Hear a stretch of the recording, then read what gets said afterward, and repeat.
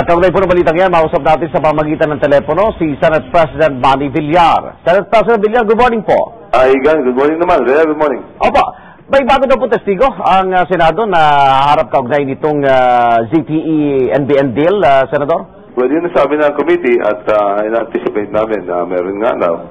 At pero marami naman siguro darating pa dahil sa habang tumatagal ito ay marami namang nawo-worry din sa kanilang mga nalalaman. Opo. At sila ay lumalabas. Kasi yung mga deal na ganito, marami talaga nakakaalam din eh. Opo. At yung mga iba naman na nagsasabi sa amin, siyempre pagkaganyan kasi natatakot tayo. Nangyari kay Mr. Rosada, Opo. kay Mr. Neri. Opo. Natatakot rin sila pagka sila may alam at hindi sila kilala. Siyempre natatakot na. Kaya palagi ko naman ito yung sasabi ng committee. Senate President Villar, kamusta na ang relasyon ng Senado sa Supreme Court, no? Kaugnay nitong pagharap po ni Chairman Romulo Neri?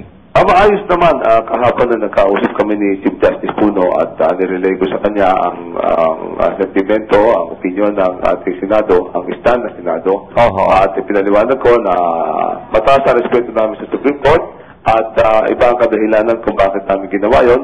Tinitinan namin ang kapakanan ng Senado as an institution, bilang isang institusyon, at yung mga darating pa ng mga Senado na maaaring mahirapan dahil dito sa President na mangyayari dito sa compromise na gagawin namin. Hindi daw dumaan sa boto at personal na kayong pumunta kay Chief Justice Puno. Ano ba to? Talagang compromise ng Senado naman ito? Nagkaroon lang kami ng caucus kasi yung mga compromise na ganyan, kailangan may tatanggap eh. O hindi naman kailangan i-reject yan. Kung wala naman tatanggap ng compromise, tuloy-tuloy yan. Subalit kami nag-caucus kami the day before at yun naman ang understanding natin sa caucus na yan at paliwanag naman ang usapan doon.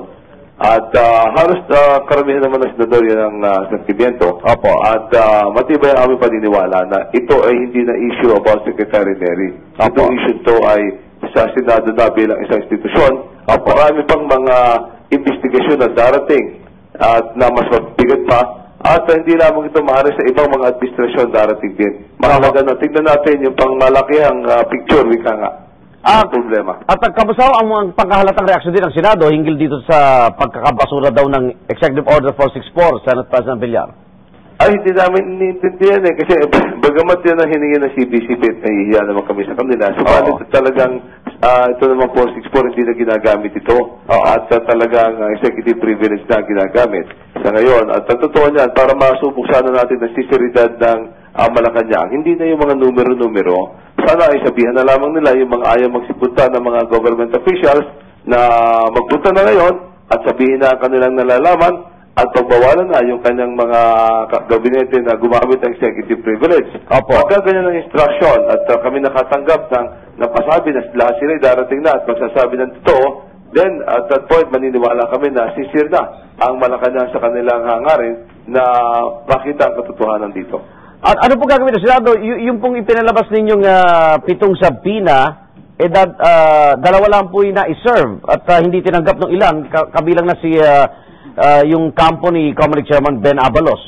Well, sa amin kasi 7 yan at 2 Chinese at sa amin ay itutuloy namin yan. Yan namin tupulin at lahat yan ay patuloy namin isa-serve sa kanila yung sabina. At kung hindi sila dumating, isa-step na namin muli. Meron kasi ano yan eh. Merong step by step yan, no? Proseso. At pagkatapos ng subpoena kasi, hihinga namin sila ng paliwanag kung bakit hindi sila dapat ma-cite for contempt. At kung after that, warrant of arrest. Warrant of arrest na.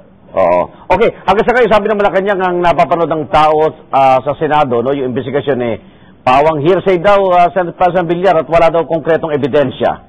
Hindi naman eh. Nakikita mo na sa ngayon ay nagsalita rin naman si Secretary Neri. Marami rin siya nasabi. Marami rin nasabi si Mr. Rosada. Marami rin nasabi si Mr. Madriaga. At sa pag-aaral naman natin ng mismong ZTE deal, mapapagtagpi natin ang maliwanag na litrato ng nangyari. So palagay ko nga, ang mga tao sa panonood lamang nila, buo na sa kanilang isipan ang naganap. Lamang at mas maganda pa rin buuin.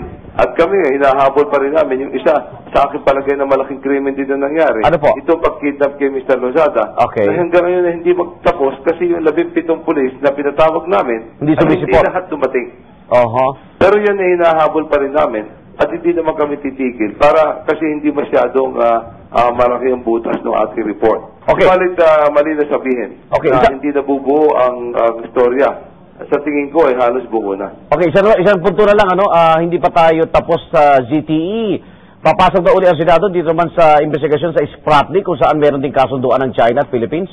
Well, ang totoo niyan ay mahaba ang listahan namin. Meron kami North Rail, may South Rail, Nako. merong Spratnik, meron tayong yung sa customs sa equipment. Oo, yung at X-ray.